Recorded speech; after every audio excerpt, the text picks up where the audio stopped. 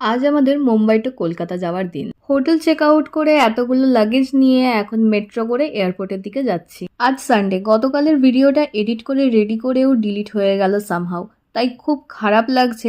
এগুলো শুধু ভিডিও নয়, এগুলো আমাদের এক একটা মুহূর্তের স্মৃতি।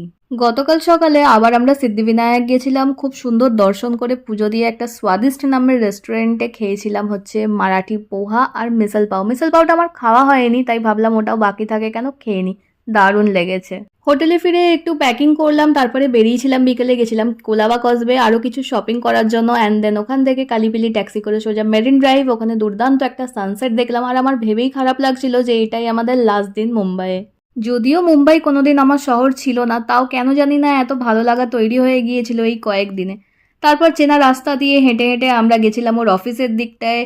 ওখানে খেলাম চায়ের স্টলে চা, আর তারপর গেলাম ওর অফিসের সামনে সেই বড়াপাওয়ের দোকানটায় যেখানে ও রোজ বিকেলে অফিস থেকে বেরিয়ে বড়াপাও খেত।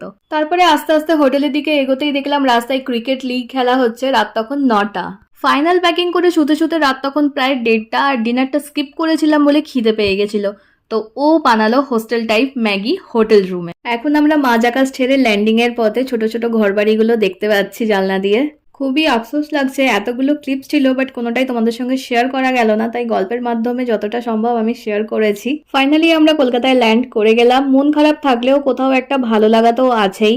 বাড়ির কাছে আসছি, মা বাবা বাপি মামনি সবাইকে একসাথে পাবো, আর ওরাও আমাদেরকে কাছে পাবে। তো এই পুরো জার্নিটা শেয়ার করে তো আমার ভীষণ ভালো লাগছে। আমার একটা পুরো লাইফ টাইম মেমোরি হিসেবে এটা থেকে গেল।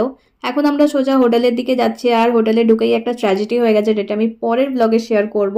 হোটেলে পৌঁছে আমরা চাউমিন থেকে অর্ডার করলাম, কারণ খুব খিদে পেয়েছিল। সন্ধ্যাবেলা বেরিয়ে খেলাম এই মাটির ভাঁড়ের চা অনেকদিন পর। আজকের রাতের ডিনারটা তো ভীষণ স্পেশাল হতে চলেছে। আজকে খাবো হচ্ছে কলকাতার বিরিয়ানি। সামনে রয়েছে আর্সলান, অর্ডার করেছি আমাদের চিকেন বিরিয়ানি। হোটেল রুমে নিয়ে যাব আর আরাম করে খাবো। তো আজকের ব্লগটা এখানেই শেষ।